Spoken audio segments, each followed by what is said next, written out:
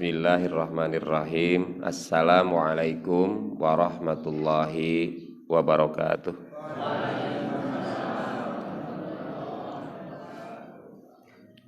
Alhamdulillahilladzi arsala rasulahu bil huda wa dinil haq liyudhhirahu 'alad dini kullih wa kafa billahi syahida. Asyhadu an la ilaha illallah wahdahu la syarikalah wa asyhadu anna Muhammadan abduhu wa rasuluhu la nabiyya ba'dah. Allahumma sholli wa sallim wa barik ala nabiyyina Muhammadin wa ala alihi wa sahbihi ajmain, amma ba'd.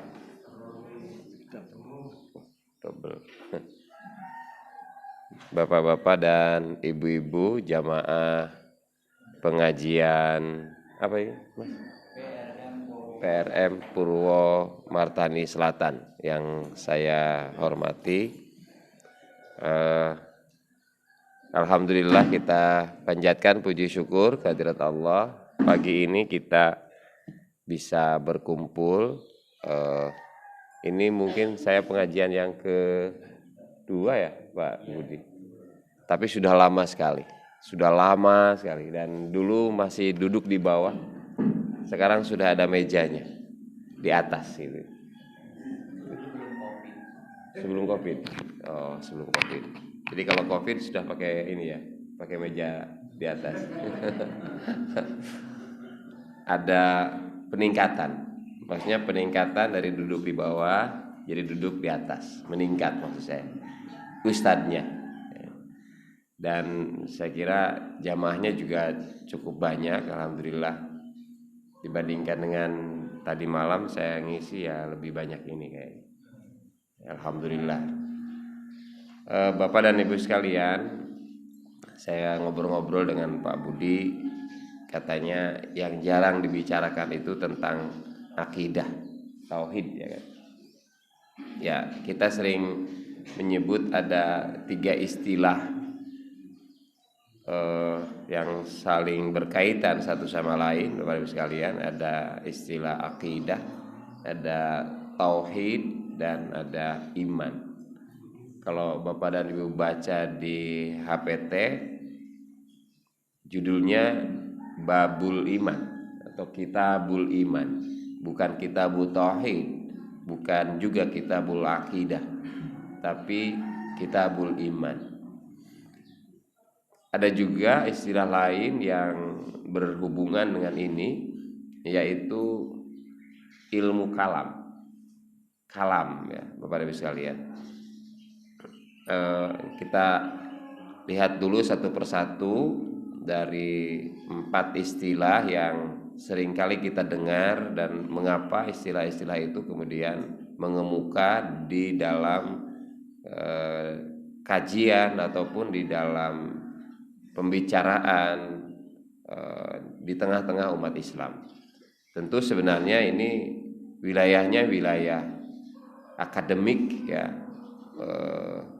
wilayah diskusi yang ya mungkin bisa tepat bisa tidak untuk kepentingan publik ya yang lebih luas gitu. Tapi nanti akan saya coba hubungkan dengan yang lebih bersifat praktis agar menjadi sesuatu yang bisa kita cerna bersama-sama. Bapak dan Ibu sekalian, kalau di dalam Al-Quran memang kita akan mendapati istilah-istilah iman itu banyak sekali ya, istilah iman dalam Al-Quran banyak sekali dengan berbagai derivasinya ya, ataupun turunan dari kata amanah ya, itu banyak sekali. Dan kita tahu bahwa kata iman itu artinya adalah percaya, atau juga ada yang mengatakan tenang atau tentram, itu kata iman. Lalu kalau tauhid itu dari kata ahada yang berarti tunggal. Jadi tauhid itu adalah ketunggalan, keesaan. Itu bicara sesungguhnya mengenai Kalau boleh kita katakan objek yang kita percayai. Kalau iman itu ada di dalam hati kita, ya, kepercayaan itu. Tapi kalau tauhid ahadun itu adalah pada objek yang kita percayai, yaitu Allah yang Maha Esa. Jadi dia kan di luar, sebenarnya sesuatu yang di luar diri kita. Walaupun Allah menyebutkan bahwa aku lebih dekat dari urat leher kita atau urat aliran darah kita, tetapi tidak mungkin kita katakan bahwa kita adalah Tuhan itu sendiri. Dalam sejarah sufistik, ya, masyarakat kalangan sufi yang mengatakan bahwa ana al-haq itu telah menimbulkan perdebatan. Bahkan yang memiliki gagasan tentang ana al-haq itu Al-Halaj dan teman-temannya, Ibnu Arabi misalnya, dengan wahdatul wujudnya, penyatuan antara Tuhan dengan manusia, kan menimbulkan konflik yang luar biasa. Sampai-sampai para tokohnya ini dibunuh, Bapak Ibu sekalian. Al-Halaj, al-Haq itu. Dan gagasan itu kan sampai juga sesungguhnya ke tempat kita, yang menunjukkan bahwa Tuhan itu ya saya ya Tuhan, saya menyatu dengan Tuhan, dengan Allah, itu tidak bisa diterima sepenuhnya oleh sebagian besar umat Islam. Di Indonesia kan ada tokoh yang sangat terkenal tuh, siapa namanya? Syah Siti Jenar. Dia kan harus mati, terbunuh oleh Dewan Wali, ya kan? Dewan Wali Songo yang kita kenal dengan Wali Songo. Itu dia terbunuh di situ karena cara pandangnya berbeda. Oleh karenanya maka karena teologi ataupun akidah Muhammadiyah, tauhid Muhammadiyah itu tidak beririsan dengan tasawuf, justru dalam beberapa hal sufistik itu menjadi ranah yang rada dijaga. Hati-hati sekali dengan tasawuf. Sungguh pun ada tasawuf di kalangan di Muhammadiyah, ya, yang diterima adalah tasawuf modernnya Hamka. Itu yang diterima karena itu lebih ke tasawuf akhlaki. Dalam Muhammadiyah tidak banyak berbicara tentang tasawuf falsafi yang akan menimbulkan perdebatan-perdebatan yang ya mungkin dalam satu hal berbeda, dengan justru akan bertentangan dengan keimanan itu sendiri, dengan ketauhidan itu sendiri. Sehingga saya tidak membaca literatur di Persyarikatan Muhammadiyah yang banyak berbicara tentang itu. Bahkan kalau kita baca di bab iman, diskusi tentang aliran-aliran teologi, aliran-aliran akidah itu juga tidak dibicarakan. Walaupun mengakui bahwa ada aliran yang tidak selamat dan aliran yang selamat, yaitu diakui di dalam HPT itu, ya. Ada firqatun najiyah, ya kan, kelompok-kelompok yang selamat, dan ada firqah ahlul mubtadi'ah, firqah ataupun kelompok yang ahli bid'ah. Ahli bid'ah itu kan ada dua, ada bid'ah dalam soal ibadah, ada bid'ah dalam soal keimanan, dalam soal akidah, dalam soal tauhid.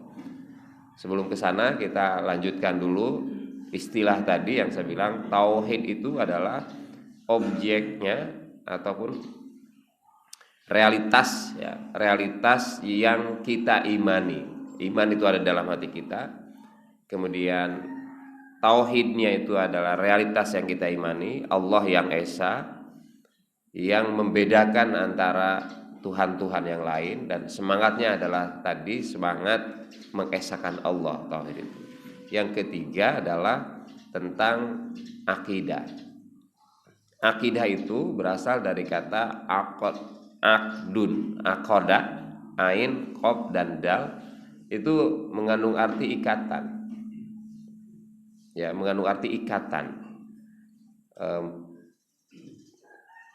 Dalam hal lain di tengah-tengah masyarakat kita dalam kehidupan sehari-hari, kata akidah itu, akdun itu, akhoda itu akad, ya, ada akad jual beli, ada akad nikah, ya kan, itu sama satu akar kata dengan akidah.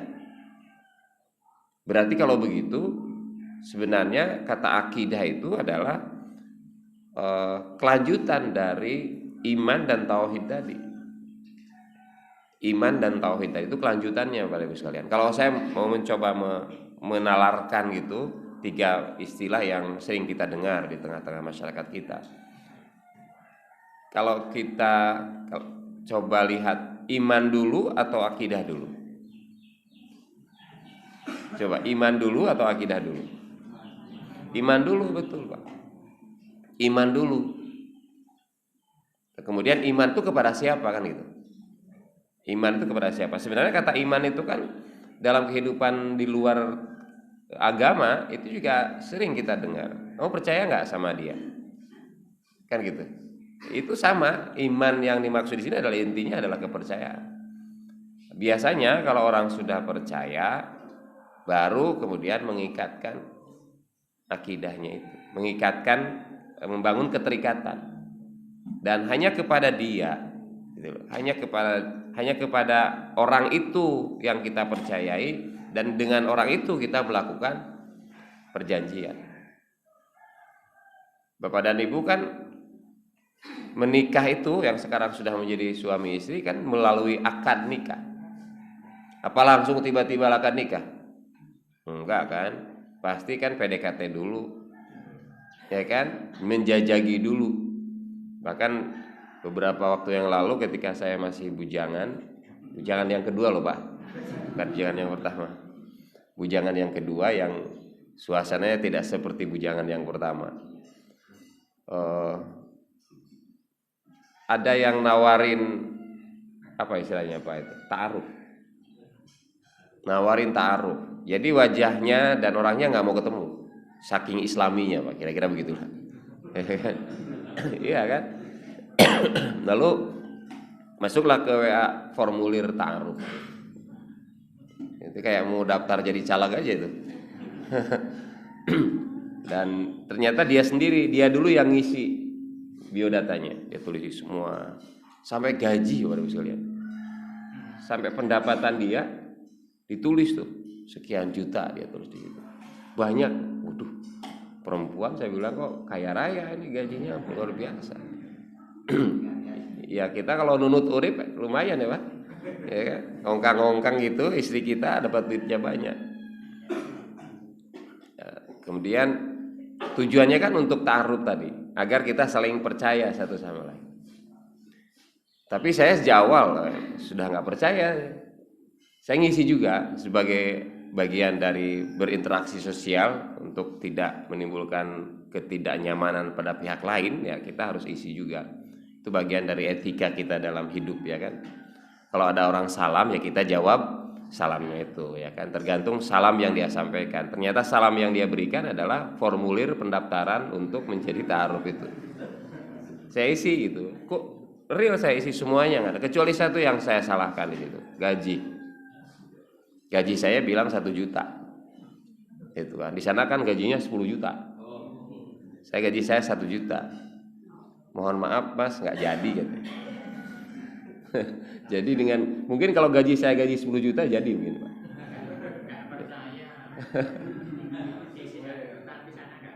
Oh nggak percaya ya, loh ada Pak Ustadz.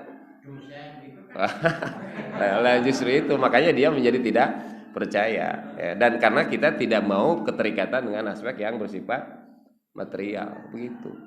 Ya kalau kita memang suka sama suka, kemudian ya kita bertaruh dengan baik lah, jangan menunjukkan gajinya gitu. Kalau dari awal sudah melihat gajinya tiba-tiba, kan orang itu naik turun toh Pak, rezeki itu nggak bisa ditentukan gitu. Artinya bahwa standarnya berbeda. Itu yang saya tadi katakan, nggak percaya sejak awal. Akhirnya nggak jadi kan kepada perikatan itu. Kita sedang bicara bahwa akidah itu diawali dengan kepercayaan. Jadi sama dengan orang yang sudah khitbah gitu, taruhlah kalau kita agak naik sedikit gitu, atau sudah berkenalan, sudah ta'aruf, tapi tidak sampai kepada akad, yaitu dia belum masuk ke dalam akidah Islam. Ya, belum masuk kepada tauhid. Ya, kenapa? Karena waktu yang sama saya juga mendapatkan foto yang berbeda. Sehari itu bisa 2-3 foto yang masuk.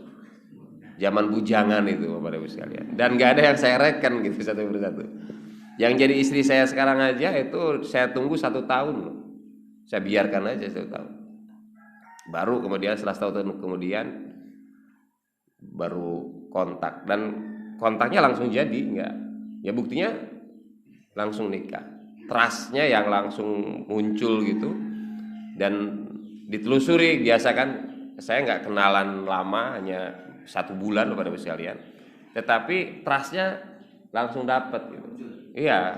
Jadi ya itulah yang kemudian memang di luar nalar kita. Agama itu memang begitu Bapak Ibu sekalian. Rasa cinta, rasa percaya itu ya bisa kita nalar, bisa juga kita tidak bisa nalar. Kok tiba-tiba kita kemudian bisa jatuh cinta pada seseorang, itu gimana ceritanya? Pakai logika apa Bapak Ibu sekalian? Kan itu nggak pakai nalar cinta itu, rasa cinta itu. Itulah kenapa seorang filosof Iqbal itu bersama-sama dengan Henry Bergson misalnya, dia punya pendapat yang berbeda dengan para filosof yang lain. Kalau ilmu itu diperoleh melalui akal dan melalui pengalaman, kata Iqbal, nggak hanya itu. Dia bilang, lalu lewat apa? Ada intuisi. Ya Bapak Ibu sekalian, kita tahu kan ada intuisi. Intuisi itu ilmu yang tidak bisa kita pelajari. Bukan tidak bisa, tidak kita pelajari. Karena ada orang yang memang bisa mempelajarinya. Kayak ilmu titen gitu. Ya kan? Titen itu awalnya kan bukan sesuatu hal yang dipelajari secara ilmiah, enggak. Tapi keterusan gitu, akhirnya menjadi nempel di kesadaran kita. Itu intuisi. Tiba-tiba, kalau dalam bahasa Arab mungkin disebut dengan ilmu huduri, ilmu yang tiba-tiba aja nempel di tempat kita. Nah, kepercayaan pada orang itu bisa yang melalui bukti-bukti yang kita cerna dengan akal dan pengalaman kita. Nabi Muhammad itu dipercayai oleh orang yang mengikuti jalur beliau hidup itu kan sejak awal memang Allah ciptakan sebagai, bukan ciptakan, Allah bentuk dia sebagai orang yang al-amin, ya, bisa dipercaya. Itu pun tidak semua orang percaya, ya kan? Kalau kita bicara bahwa akal kita, pengalaman kita melihat orang itu memang layak dipercaya, tapi tidak semua orang tidak percaya, tidak semua orang percaya. Tapi justru ada orang yang baru aja kita kenal, tiba-tiba kita percaya. Dan bisa betul kepercayaannya, bisa tidak. Makanya kita mungkin sering tertipu, ya kan? Sering tertipu itu menandakan bahwa kita sudah percaya dulu, tapi ternyata apa yang kita percaya itu dia khianat. Maka kita menjadi kecewa. Sementara orang yang pantas kita percayai, jebule bapak iki apik loh. Itu kan bisanya jebule setelah kita pengalaman tertentu baru kita belakangan. Dan itu Bapak Ibu sekalian memang tidak mudah yang kayak begitu tuh. Ya mending kalau jebule masih di sini Bapak Ibu sekalian. Jebule itu masih ada di Purwomartani gitu. Iya kan? Artinya kalau misalnya masih ada waktu yang bisa kita perbaiki jebule itu, kemudian bisa kita menjalin kerjasama lagi kan mending. Tapi kalau jebulenya itu habis kiamat gitu, jebule salah toh, bahaya kan Pak. Dan itu kita tidak bisa kembali lagi.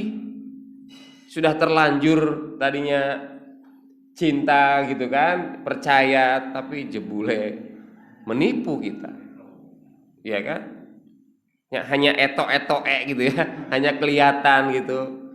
Ya, sorbannya kayak Mas Muhlas gitu kan, alim gitu kan, iya toh?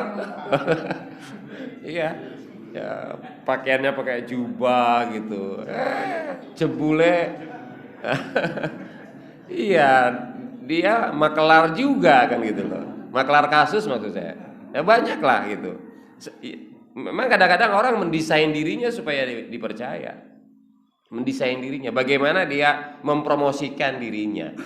Supaya apa? Ya supaya dipercaya. Bapak dan Ibu bikin status di WA, bikin status di Facebook, di Instagram ataupun media sosial.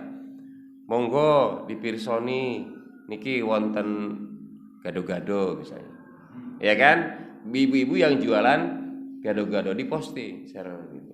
Terus supaya orang lain percaya bahwa ibu jualan gado-gado, bukan jualan pempek. Soal rasa ya datang dulu, kan itu tidak bisa dirasakan dari kejauhan. Tetapi hebatnya untuk membangun kepercayaan bisa diedit itu. Ya kan? Gambar gado-gado itu bisa diedit sedemikian rupa supaya orang melihat sebelum merasakan pun sudah terasa enaknya gado-gado, supaya datang.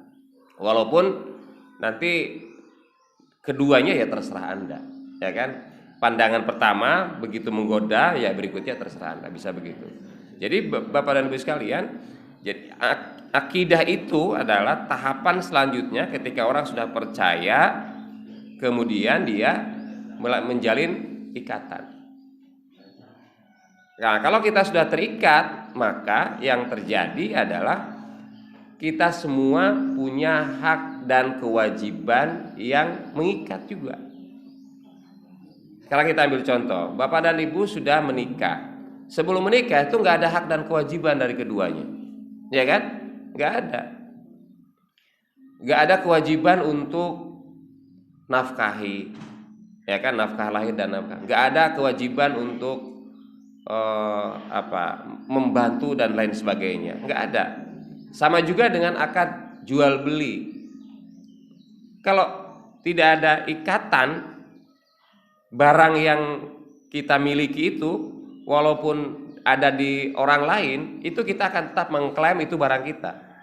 Tapi kalau sudah terjadi akad jual beli, maka barang yang tadi kita jadikan sebagai objek akad jual beli itu, dan sudah terjadi ada deal di situ, walaupun mungkin uangnya belakangan gitu, dengan sebutan kredit atau apalah namanya begitu, udah tanda tangan, kita itu nggak akan merasa bahwa itu barang saya, karena sudah ada akad ini. Lalu kalau kemudian kita mengambil barang itu, artinya kita mengambil punya orang, ya, walaupun belum dibayar sepenuhnya. Karena sudah terjadi akad, dibayar 2 bulan yang akan datang, ya kan, lunas 2 bulan yang akan datang.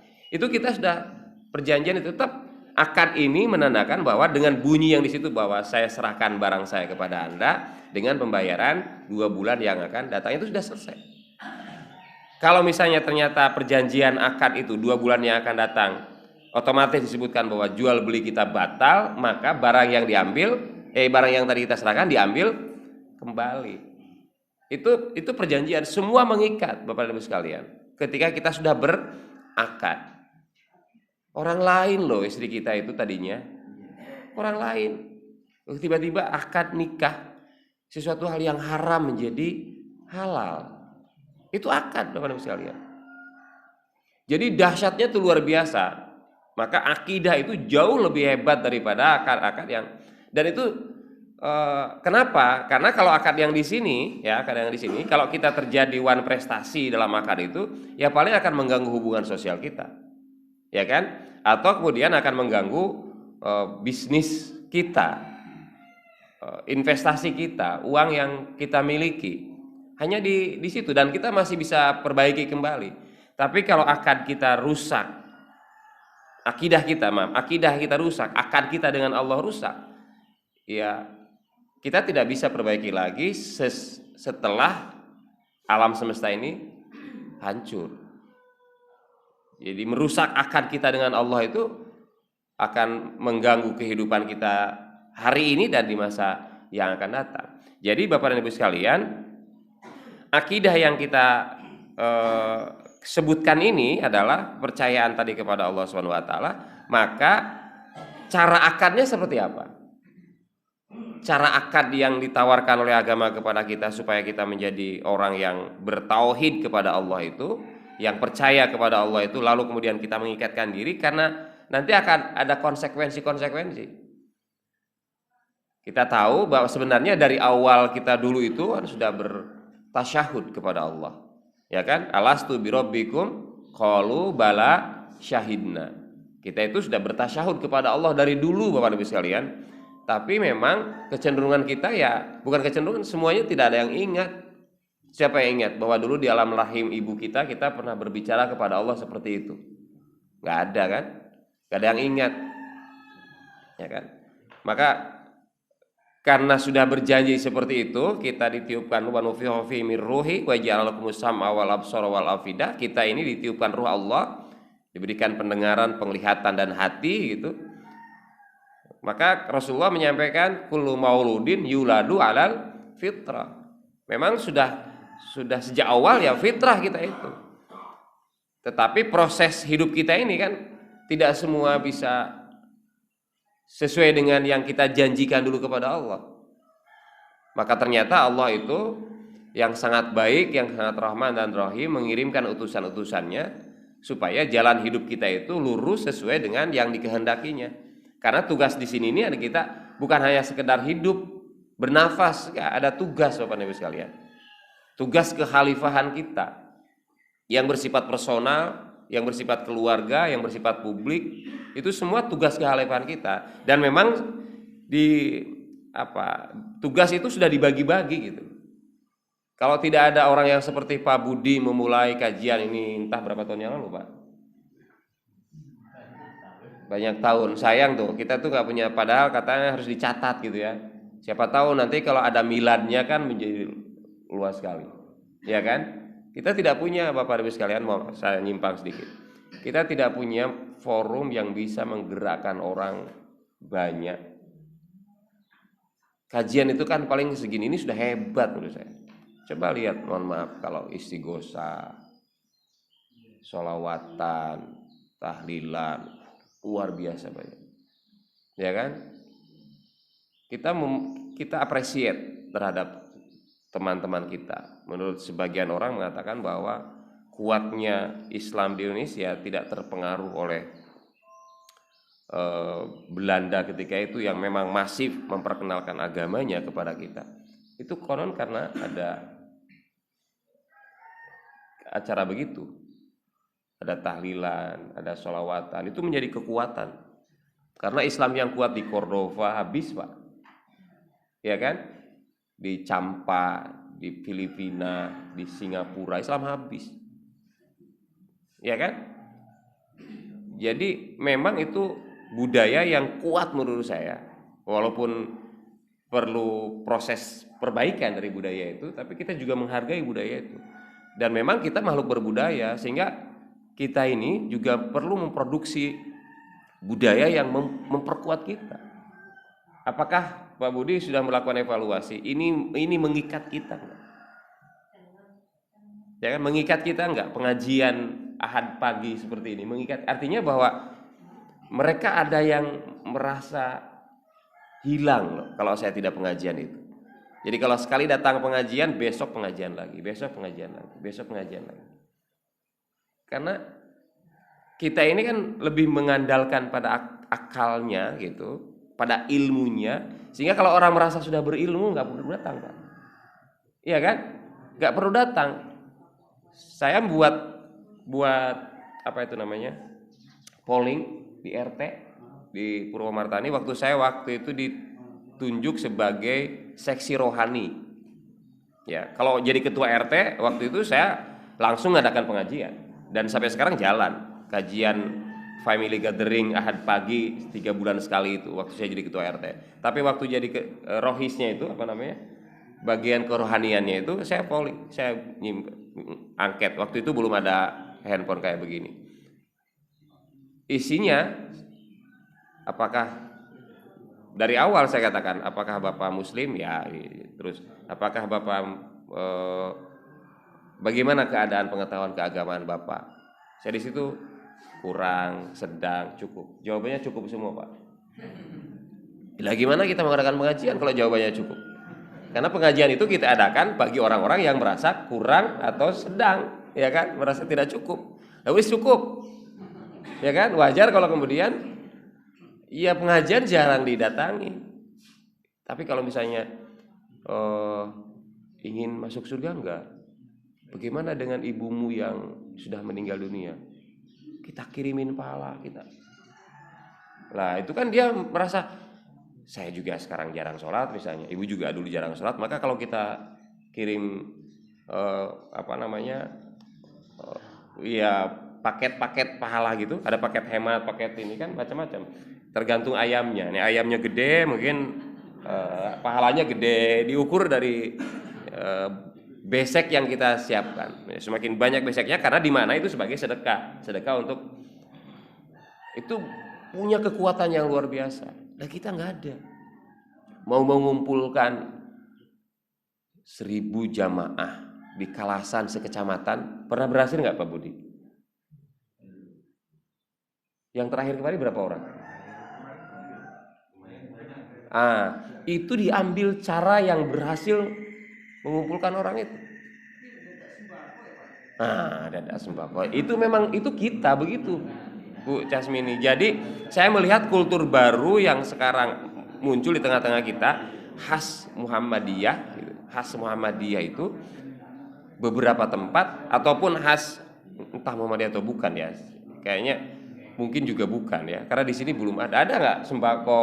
Sudah biasa kan sembako? Sekarang muncul apa itu namanya? Sayur. Itu punya siapa? Nurul Asri di beberapa tempat. Tapi itu bukan khas. Ada di sini ya. Kalau itu ternyata kemudian ya sama kan, yang di rumah besekan itu kan juga biaya. Bisa dihitung berapa biaya. Cuman hebatnya dia satu orang bisa membiayai banyak orang. Dia rela mengeluarkan uang 7 juta semalam, Pak, hanya untuk menjamu orang datang ke rumahnya dengan ribuan, dan itu kebanggaan. Dan yang 7 juta itu menjadi pahala buat orang tuanya. Kita berpikir gitu, nggak ada kan? Dimintai bantuan 100.000 saja susah, ya kan? Padahal kalau kita juga infak, sama loh Pak, infak 100.000 untuk sembako, orang pasti berjubel datang ke sini. Jadi kalau di sini kita punya 50 orang dan kita punya sembako 100.000, berarti 50 tambah mengundang orang yang dengan cara kupon, ya kan? Dikasih, pasti dia datang Pak. Dikasih kupon itu pasti dia datang, maka jadi 50 menjadi 100. Oh iya, berarti kalau itulah makanya kita perlu punya kultur yang jujur sekali sih Bu. Iya. Jadi itu kita memang tidak punya kultur dan perlu membuat kultur itu, perlu membuat budaya, tapi yang sesuai dengan nilai-nilai agama kita. Kemarin saya bilang di pimpinan wilayah Muhammadiyah waktu jadi moderator, dan kebetulan kita ngundang ketua pimpinan wilayah Muhammadiyah dari Jawa Tengah yang dalam tanda petik kontroversial gitu. Ya, dia wayangan dan macam-macam. Saya di Klaten itu kaget juga Pak. Di Ceper waktu saya malam minggu beberapa tahun yang lalu saya juga posting di grup Pak Nandar yang komentar itu, wayangan Pak, lapangan penuh orang walaupun berdebu karena sedang kemarau, lalu mereka mengadakan malam itu kayak jualan UMKM, ya bazar UMKM Pak, penuh satu lapangan. Saya diminta uang 3.000 untuk parkir motor, dan saya rela sekali karena saya tahu di situ anak-anak PCPM gitu semua pada datang. Wah ini ribuan motor Pak yang datang, dan lelean mereka. Besoknya itu musyawarah cabang, dan dalangnya itu orang persyaratan semua, orang Muhammadiyah semua. Artinya sampai saya tanya dari mana ide ini, ternyata dari ketua PWM-nya. Dan dia bilang, ya itu saya kemarin yang bukan tersinggung saya, tapi menyentil pikiran saya bahwa yang kadang-kadang menjadi ribet itu tarjih katanya Pak. Jadi itu bid'ah, itu haram. Gitu. Iya. Lalu saya bilang ke teman-teman Gunung Kidul, udah kita pakai rasulan ala Muhammadiyah. Saya bilang, Jadi jangan menolak kerasulannya. Karena itu sudah mata anggaran Pak di Pemda, keistimewaan. Rasulan arah Muhammadiyah saya bilang. Apa rasulan arah Muhammadiyah? Tetap namanya rasulan. Jangan dibilang bid'ah itu rasulan. Produk kita kok memang bid'ah kok. Tapi kan bukan urusan dengan agama, bukan dengan ibadah. Apa caranya? Kumpulkan 1000 anak yatim dalam rasulan itu. Datang tuh keistimewaan. Dana keistimewaan. Dan itu bisa menghadirkan orang banyak. Beliau berhasil Pak Tafsir berhasil menembus kekuasaan di Semarang, Pak Gubernur Semarang, yang semula sholawatan itu milik saudara kita. Nah, kemudian sholawatan bersama Muhammadiyah. Katanya 30.000 orang seluruh Jawa Tengah. Itu pun tidak diterima semuanya karena tidak cukup tempatnya. Kemudian yang ujung-ujung itu beliau ngebel sama ketua PCM-nya masing-masing, yang terlalu jauh dari kota Semarang nggak usah datang. Jawabannya Pak, mau ngaji aja kok ditolak, dia bilang. Sampai begitu mereka bilang. Karena sudah saking semangatnya dia mampu memobilisasi massa. Dengan kemudian muncullah kalimat, baru kali ini sholawatan tanpa sholawat.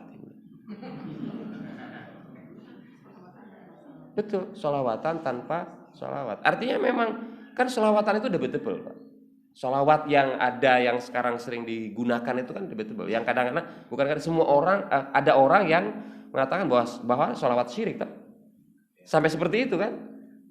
Ada sholawat syirik, sehingga kalau dipakai menjadi masalah.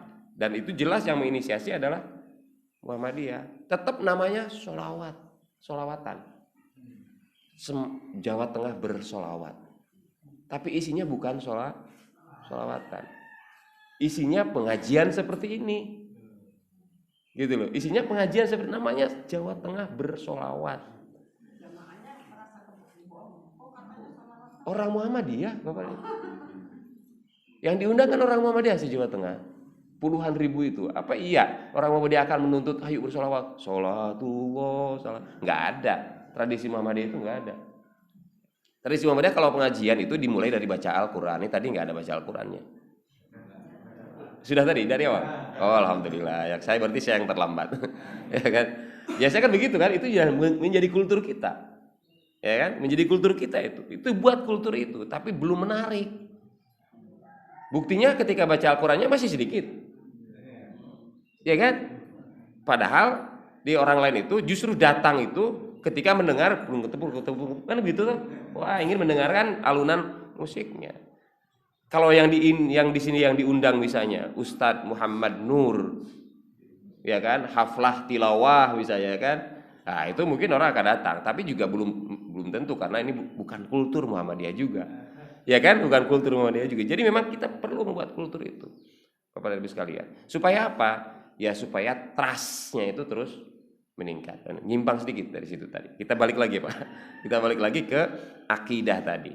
Jadi kalau kita sudah ngikatkan diri kita, itu hak dan kewajiban kita itu kena Bapak Ibu sekalian. Apa?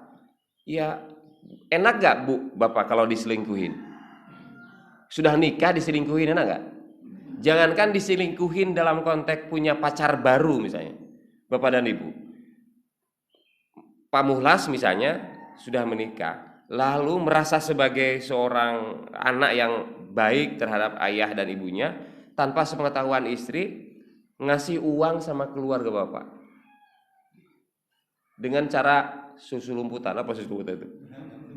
Sembunyi-sembunyi, mengendap-endap gitu.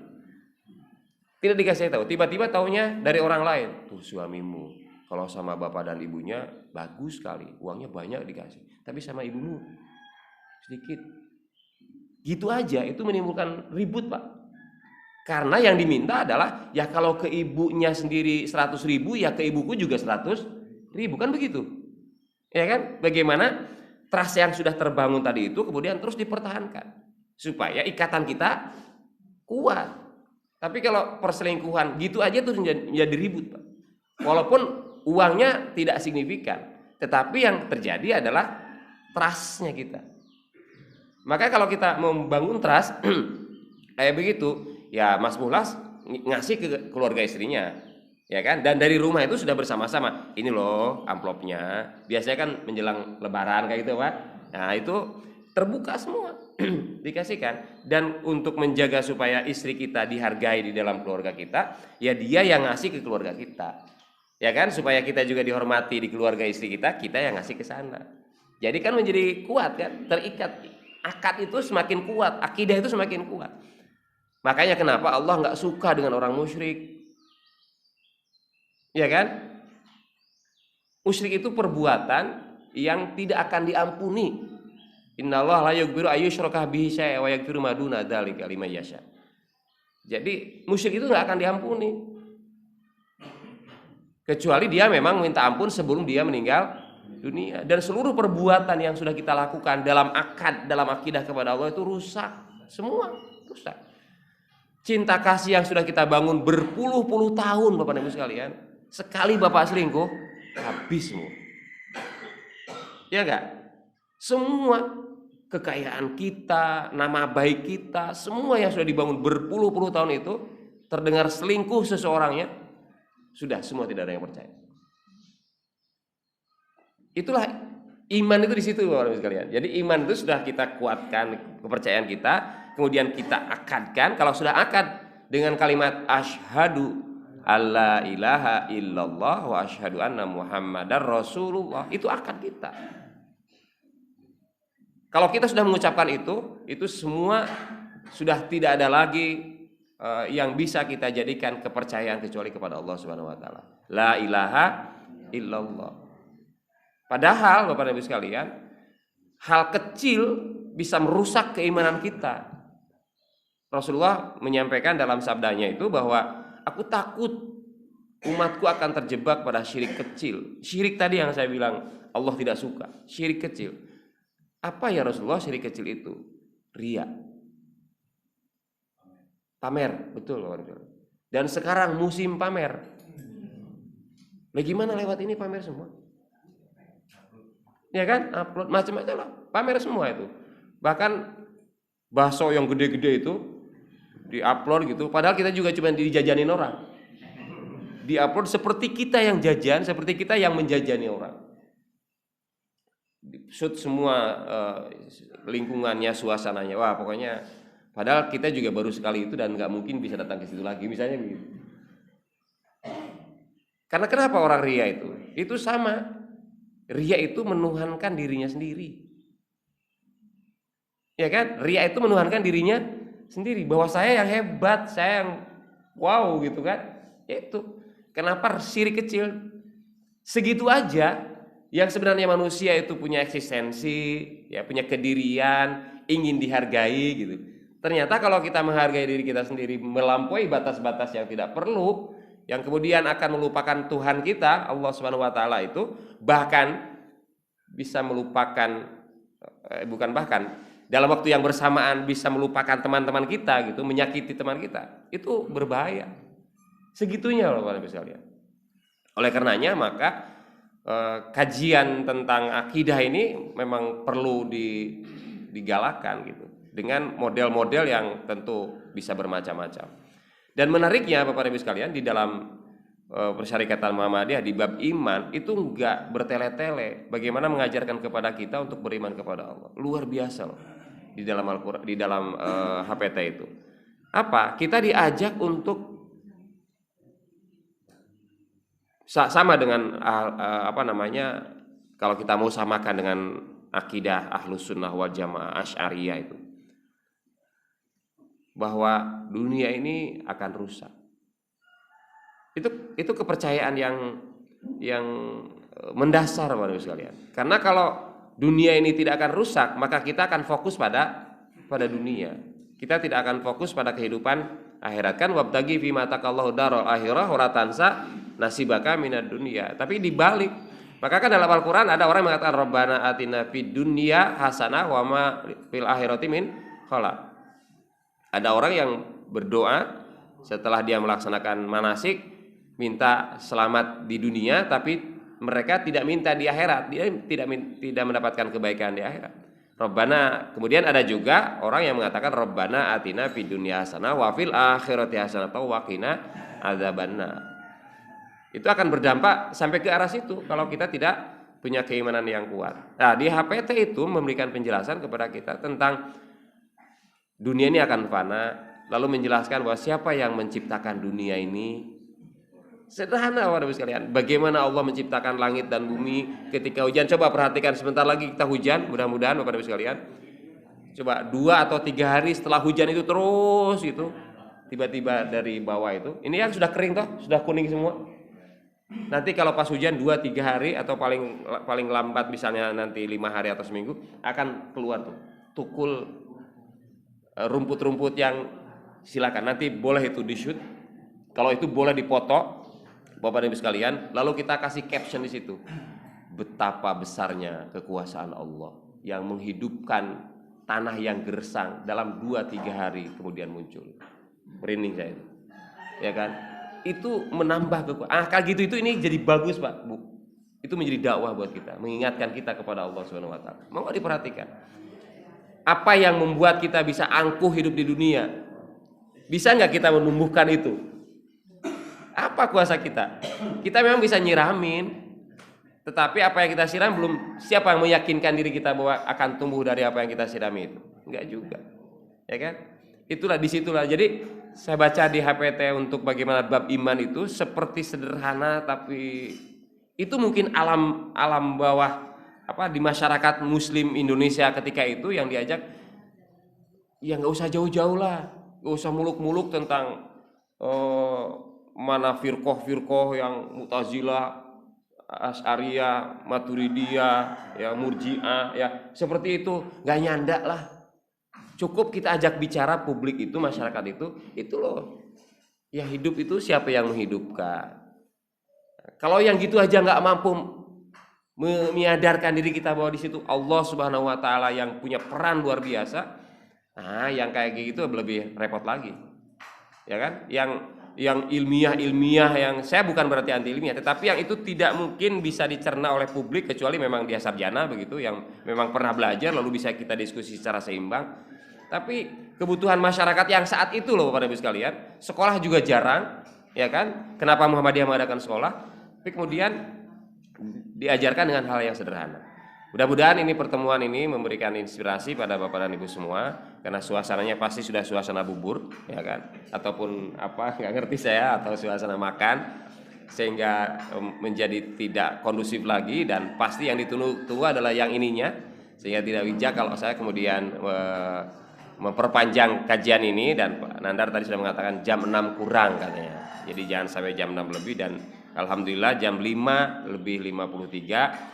Terima kasih atas kesempatan yang diberikan pada saya. Sebenarnya Pak Budi itu sering minta, tapi di minggu pertama. Saya nggak bisa kalau di minggu pertama karena saya punya kajian wedang kopi yang sudah 15 tahun saya ampuh. Jadi kalau di sini disodorin begini, kalau wedang kopi, sholat subuh, kemudian dia ngopi, ya kan? Ngopi bikin sendiri, Pak. Saya siapkan. Sekarang kemarin requestnya banyak.